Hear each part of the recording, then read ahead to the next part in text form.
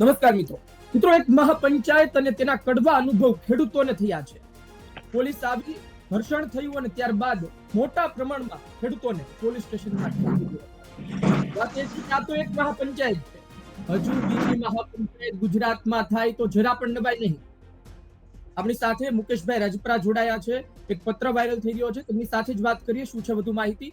મુકેશભાઈ, એક પત્ર વાયરલ થઈ રહ્યો છે, શું ગુજરાતમાં વધુ એક મહાપંચાયત મળવા જઈ રહી છે? છેલ્લા ઘણા વર્ષોથી ગુજરાતના બોટાદની અંદર કડદા પ્રથા એટલે કે ક્યાંક ને ક્યાંક ખેડૂતો સાથે વેપારી અને માર્કેટિંગ યાર્ડ મારફતે મોટી છેતરપિંડી થયેલી થાય છે. એના અનુસંધાને એક વિડીયો વાયરલ થયો. છેલ્લા 2 દિવસથી ખેડૂત આગેવાનો અને ખેડૂતો સતત 2 માંગને લઈને, જે વ્યાજબી વાત છે કે કડદા પ્રથા એટલે કે હરાજી થઈ ગયા પછી માલનો ફરીને ભાવ ન થવો જોઈએ, અને જે અમારું ટ્રેક્ટર કે કોઈ પણ વાહનની આવે છે માર્કેટિંગ યાર્ડ પૂરતું જ સીમિત રાખવામાં આવે, ત્યાંથી વેપારી સુધી 10-15 કિલોમીટર સુધી લઈ જવામાં ન આવે. પરંતુ ક્યાંક ને ક્યાંક માર્કેટિંગ યાર્ડના અધિકારીઓ દ્વારા આ માંગ સ્વીકારવામાં ન આવી, લેખિતમાં આપવામાં ન આવી, જેથી કરીને 500 થી વધારે ખેડૂતોને બોટાદ માર્કેટિંગ યાર્ડની અંદર જેમ જેલ હોય, જેલની માફક 500 ખેડૂત આગેવાનો ખેડૂતોને ગોંધી રાખવામાં આવ્યા, ધરપકડ કરવામાં આવ્યા. નહોતો કોઈ આગેવાનને જવા દેતા, મીડિયાવાળાને નતા જવા દેતા, જેથી કરીને ખેડૂતોમાં રોષની લાગણી ભૂબકી અને બીજા દિવસે વચ્ચે એ પણ પૂછી લો આપણે, સતત વાત એ છે કે ભૂતકાળમાં જે ઘટના બની એ મોટા ભાગના લોકોને ખબર છે. મારે જે સમાચાર જાણવા છે, દર્શકો જોડાયા છે એમને જે સમાચાર જાણવા છે, છેલ્લા 48 કલાકની સ્થિતિ મારે જાણવું છે. કેટલા લોકોને જેલમાં નાખી દેવામાં આવ્યા, કયા મોટા ચહેરા છે? હાલ અત્યારે બોટાદની અંદર 170 કરતા વધારે ખેડૂત અને ખેડૂત આગેવાનોને ધરપકડ કરવામાં આવ્યા છે, જેની અંદર ખેડૂત સેવા સંગઠન ગુજરાતના પ્રદેશ અધ્યક્ષ અને ભારતીય કિસાન સંઘ પરિસંઘના ગુજરાત પ્રદેશ અધ્યક્ષ રમેશભાઈ મેર ની પણ ધરપકડ આની અંદર થઈ ગયેલી છે. છેલ્લા 24 કલાકથી સતત ખેડૂતો ગાંધી ચિંધ્યા માર્ગે બોટાદના હળદર મુકામે કાલે એટલે કે 12 તારીખે ગાંધી ચિંધ્યા માર્ગે અને ખેડૂતોના ન્યાય માટે લડતા હોય, પરંતુ પોલીસ આવતા જ કોઈ કારણોસર ઘર્ષણ થયું, જેથી કરીને એની અંદર હાલ અત્યારે હળદર ગામના સરપંચ સાથે વાત થઈ અને અન્ય આગેવાનો સાથે વાત થઈ. હળદર ગામના અનેક નિર્દોષ લોકોના ઘર ખખડાવીને પોલીસ આતંકવાદીની માફક મારતા લઈ ગયા. ખૂબ દુઃખની વાત કહેવાય.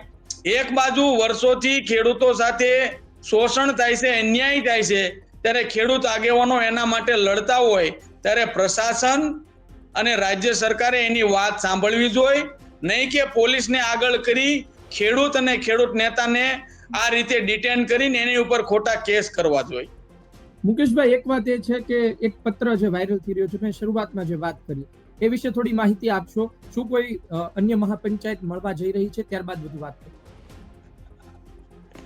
છેલ્લા 10 કલાકથી અમે અમારા ખેડૂત ઓલ ઇન્ડિયા એટલે કે અખિલ ભારતીય કિસાન સંઘ પરિસંઘ અને ગુજરાત પ્રદેશની બધા નેતાઓ સાથે વાત કરી, ખેડૂત સેવા સંગઠન ગુજરાતના નેતાઓ સાથે, કે ખરેખર ગુજરાતની અંદર ખેડૂતો સાથે અન્યાય થયો છે.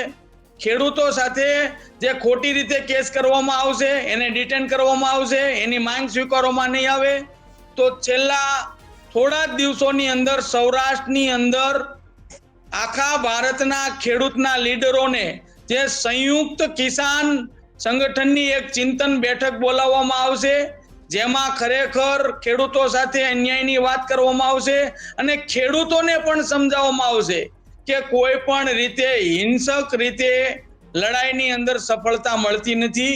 માત્ર ને માત્ર આપણી માંગને લઈને ગાંધી ચિંધ્યા માર્ગે સરકાર સમક્ષ આપણી માંગ હોવી જોઈએ, જેથી કરીને અમે નક્કી કરવામાં આવ્યું છે ટૂંક સમયની અંદર જ એક કિસાન પંચાયત એટલે કે સંયુક્ત કિસાન પંચાયત ગુજરાતની અંદર ખેડૂતોના ન્યાય મેળવવા માટે એની રચના કરવામાં આવશે.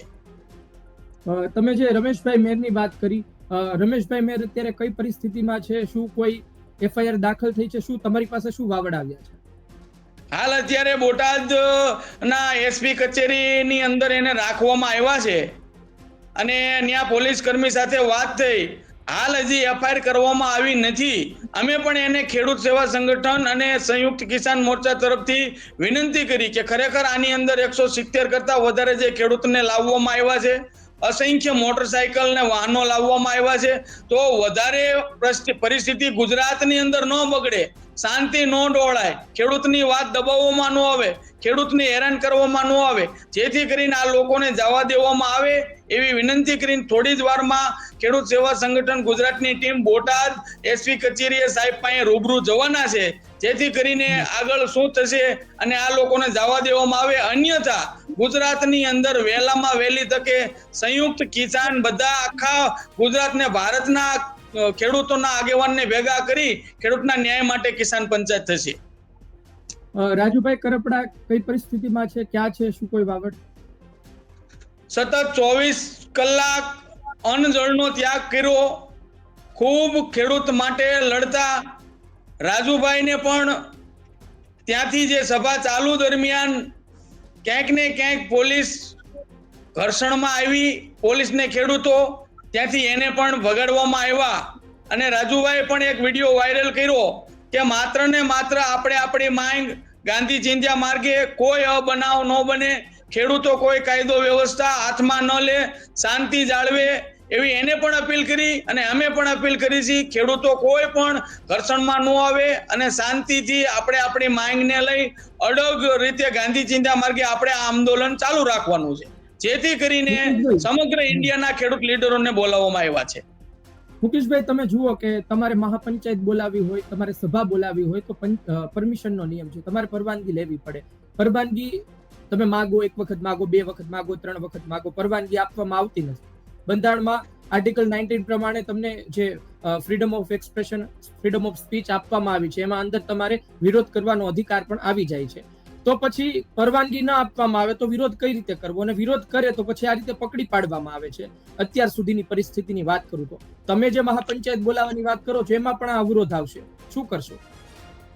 ગુજરાતની અંદર ગુજરાત સરકાર એનું કોઈ નબળું ન દેખાય, સરકારને કઈ અસર ન પડે એટલે માત્ર ને માત્ર પોલીસને આગળ કરી જનતાને પોલીસને ડરાવવાનો, પોલીસના માધ્યમથી ડરાવવાનો પ્રયાસ કરે છે.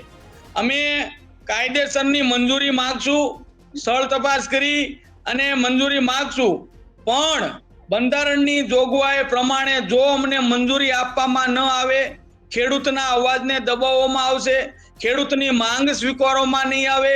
આ ભ્રષ્ટાચારીઓને આજે તમે મારી વાત સાંભળો, આ લોકો ખેડૂતો ઉપર લાઠીચાર્જ કર્યો, ખેડૂતના આગેવાનને 3-4 દિવસથી હેરાન કરે છે, તો માર્કેટિંગ યાર્ડના કર્મચારીને કેમ એ સરકાર કે અધિકારીઓ કઈ નથી શકતા કે ભાઈ તમે ખોટા છો, કરદા પ્રથા બંધ કરો, ખેડૂતને લૂંટવાનું બંધ કરો. તો અમે જે પણ પ્રોસેસ હોય કાગળકીય એ કલેક્ટર મારફતે મંજૂરી માંગશું, પણ નહીં મળે તો ખેડૂતના ન્યાય માટે, ખેડૂતના અધિકાર અપાવવા માટે, ખેડૂતની માંગણી સંતોષવા માટે કિસાન પંચાયત તો થશે જ. તે કિસાન પંચાયત કરવાની તમે વાત કરી રહ્યા છો, મને યાદ છે કે જ્યારે જસદણમાં આ પ્રકારે પથ્થરમારો થયો હતો, લોકો અને પોલીસ વચ્ચે ઘર્ષણ થયું હતું, ત્યારે તમે એક ચહેરો બન્યા હતા, તમે જેલમાં હતા ને તમારા માટે ખૂબ મોટી માત્રામાં લોકો એકઠા થયા હતા. ત્યારબાદના પડઘા આપણે જોયા છે શું પડ્યા છે. એ સમયે મને યાદ છે કે રાજુ કરપડા એ સમયે આવ્યા હતા, એ સમયે એમણે પણ વાત કરી હતી. તો શું હવે જે મહાપંચાયત બોલાવવામાં આવશે એમાં એમને આમંત્રણ આપવામાં આવશે કે પછી આમ આદમી પાર્ટીના કોઈ મોટા નેતાને જે આમાં આંદોલનમાં જોડાયેલા હોય એમાં એવા વ્યક્તિઓને આમંત્રણ આપવામાં આવશે? આ સંયુક્ત કિસાન પંચાયતની અંદર સમગ્ર ભારતના તમામ પાર્ટીના જે ખેડૂતને માનતા હોય, જે ખેડૂત જગતનો તાત રાત દિવસ મહેનત કરીને એની સાથે અન્યાય અત્યાચાર થતો હોય, જે ખેડૂતને ન્યાય અપાવવા માટે એની મદદ માટે આવતા હોય, કોઈ પક્ષાપક્ષી નહીં, કોઈ જ્ઞાતિવાદ, કોઈ જાતિવાદ નહીં, તમામ લીડરોને બોલાવવામાં આવશે. તમામ લોકો ભેગા મળી અને ફરીવાર ખેડૂતો લૂંટાતા કઈ રીતે એને બચાવવા, ખેડૂતો હિંસક ન બને, ખેડૂતોને કઈ રીતે આ જે ઘટના બની એવા ઘર્ષણ ન થાય, એ પ્રકારની ચિંતન બેઠકની અંદર ચર્ચા વિચારણા કરવામાં આવશે. આજ ગુજરાતના તમામ એડની અંદર આવી પરિસ્થિતિ છે. મુકેશભાઈ, મારે એ વાત પૂછવી છે કે તમે તો છેલ્લા લાંબા સમયથી લડતા રહ્યા છો, ખેડૂતોના મુદ્દે તમે અવાજ ઉઠાવતા રહ્યા છો. રાઘવજી પટેલ અત્યારે આપણા કૃષિ મંત્રી છે. તમે શું કહેશો એમને? કદાચ આ વિડીયો એ જોતા હોય, કારણ કે આમ તો આ મંત્રીઓને શિખામણ આપવાની જરૂર નથી. એ ખૂબ અનુભવ થયા પછી આ મંત્રીની ખુરશી પર બેસતા હોય છે. પણ એક નાનો મુદ્દો છે, ખૂબ નાનો મુદ્દો, કડદાનો મુદ્દો તમારે લેખિતમાં આપવાનું છે, પરંતુ આ લેખિતમાં ન આપવામાં આવ્યું એટલા માટે આ મુદ્દો એટલો સળગ્યો છે. શું કહેશો? ખરેખર રાજ્ય સરકારના કૃષિ મંત્રી જે છે એ રાઘવજીભાઈ પટેલને ખરેખર આવી બાબતોને જો ન્યા નાની વાત હતી. તમે કીધું એમ લેખિતમાં આપી દે તો કોઈ પ્રશ્ન હતો જ નહીં, પણ ક્યાંક ને ક્યાંક આજ 156 કરતા ભાજપના ધારાસભ્ય તમે જોઈ લો, એ બધા જોવે છે, પોતે પણ ખેડૂતના દીકરા છે, મંત્રી સંત્રી બધા ખેડૂતના દીકરા છે. ખેડૂતો સાથે અન્યાય થાય છે, અત્યાચાર થાય છે, ખેડૂતને પોલીસને ઘર્ષણમાં લાવે છે. એક પણ ધારાસભ્ય કે મંત્રી ભાજપના બોલવા તૈયાર નથી. તો કોકે તો ગુજરાતના ખેડૂતો માટે અવાજ ઉપાડવો પડશે ને, જેથી કરીને આ લોકોએ એનો અવાજ દબાવવામાં આવે. તેથી સરકાર પણ એવું ઈચ્છે છે કે આ લોકોને દબાવવામાં આવે, પોલીસને આગળ કરી દો. એવા રાજ્યના મંત્રીને આ બધી ખબર જ છે કે માર્કેટિંગ યાર્ડની અંદર, તમામ માર્કેટિંગ યાર્ડની ગુજરાતની અંદર શોષણ થાય છે. ક્યારે એક પણ ભાજપનો ધારાસભ્ય, આગેવાન કે ખેડૂત નેતા બોલ્યો નથી. મુકેશભાઈ, જસદણથી કેટલો કપાસ જાય છે બોટાદ માર્કેટિંગ યાર્ડમાં? જસદણને વિછિયા વિસ્તારની અંદર આમ ગણો એટલે સૌરાષ્ટ્રનું બીજા નંબરનું બોટાદ માર્કેટિંગ યાર્ડ છે. એટલે ત્યાં વેપારીઓ પણ જાજા હોય અને ગમે એટલો માલ હોય તો એના વેચાણ થઈ જતું હોય, ભાવ સારા મળતા હોય, જેથી કરીને ખેડૂતો ત્યાં પુષ્કળ પ્રમાણમાં માલ સામાન લઈ જાય છે. જ્યાં સુધી મને માહિતી મળી કે આપના વિસ્તારથી પણ મોટી માત્રામાં ખેડૂતો જતા હશે, તો ત્યાં શું માહોલ છે? ખેડૂતો શું કહી રહ્યા છે?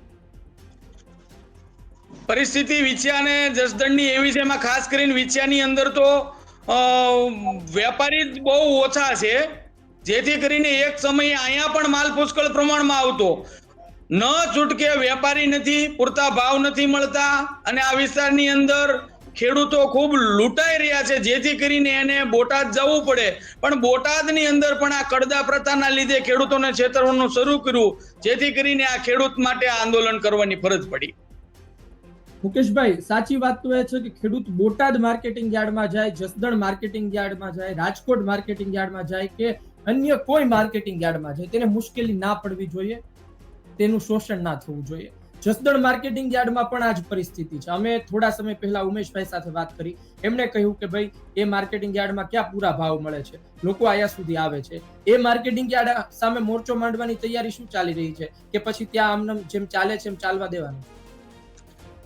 હવે તો ગુજરાતની અંદર ખેડૂતો જાગૃત થઈ ગયા છે અને ખેડૂત રાત દિવસ આ મોંઘાદાટ દવા બિયારણ ખાતરની ખેતી કરીને જ્યારે એને પૂરતા ભાવ ન મળે તો ગુજરાતના એક પણ માર્કેટિંગ યાર્ડ એપીએમસી ની અંદર હવે આવી ભ્રષ્ટ નીતિ હાલવા દેવામાં નહીં આવે. જસદણ વિછિયાની વાત આવે તો અહીંયા પણ જેમ તમે કીધું વિઝિટ કરી એમ જ્યારે હમણે સીસીઆઈ ટેકાના ભાવે મગફળી ખરીદી ચાલુ થશે તો દરેક કોથળા દીઠ, એક બોરી દીઠ 1 કિલો આ લોકો કાપે જ છે.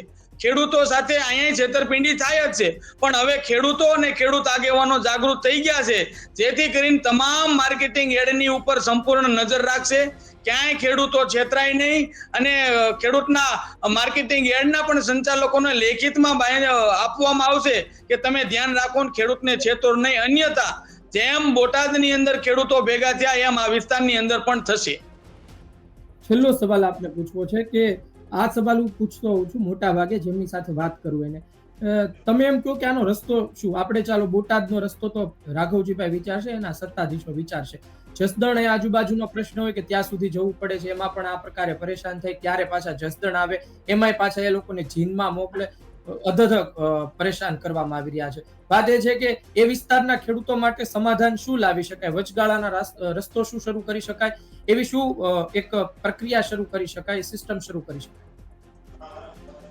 આજ ગુજરાતની અંદર ક્યાંક ને ક્યાંક માર્કેટિંગ યાર્ડની બહાર લોકો કપાસ વેચતા હોય અને એમાં લૂંટાય છે, જેમાં તોલમાપ હોય, ભાવ હોય, જેથી કરીને ખેડૂતને પૂરો વિશ્વાસ છે કે માર્કેટિંગ યાર્ડ એ ખેડૂતની સંસ્થા છે, ન્યા જ આવી એટલે આપણને પૂરો ભાવ મળે, પૂરો માલ તોલમાપ થાય.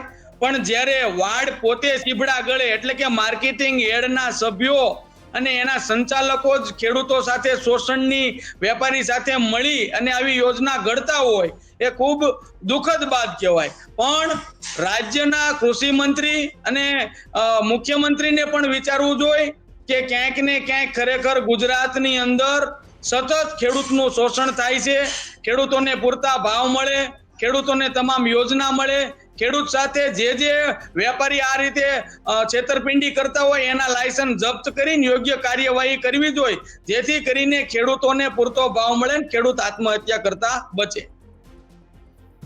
ધન્યવાદ મુકેશભાઈ. આપણે વાત કરતા રહીશું.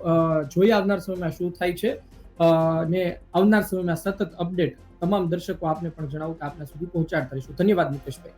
ઓકે. તો આતા મુકેશભાઈ રાજપરા. વાત એ છે કે ખેડૂતો, તમે સામાન્ય રીતે જુઓ તો આજકાલ, એટલે કે એક સમય હતો કે જ્યારે ખેડૂતો આંદોલન પર ઉતરી જતા, ખેડૂતો મોટી માત્રા પર રસ્તામાં ઉતરી જાય, ભલભલી સરકાર ગગડી જાય. પરંતુ આજની તારીખે ફરી એક વખત એક નવો અધ્યાય શરૂ થઈ રહ્યો હોય તેવું લાગે છે. કારણ કે છેલ્લા લાંબા સમયથી ખેડૂતો અંદર ખાને હેરાન પરેશાન થતા હોય, પરંતુ એ એકતા, એ અવાજ જોવા નહોતો મળતો. હવે કદાચ એ શરૂઆત થઈ ચૂકી છે, એનો એકડો ઘૂંટાઈ ચૂક્યો છે. આવનાર સમયમાં શું થાય છે જોઈએ છીએ. તમામ સત્તાધીશો, તમામ વેપારીઓ, તમામ એજન્ટો, તમે નફો લો, તમે પણ પોતાનું ઘર ચલાવો, પરંતુ એ ભોગે નહીં કે ખેડૂતોનું શોષણ થાય, એ ભોગે નહીં કે ખેડૂતો પરેશાન થાય. તમે પણ કમાવો, એ પણ કમાય, એ પ્રકારની પરિસ્થિતિનું સર્જન કરો.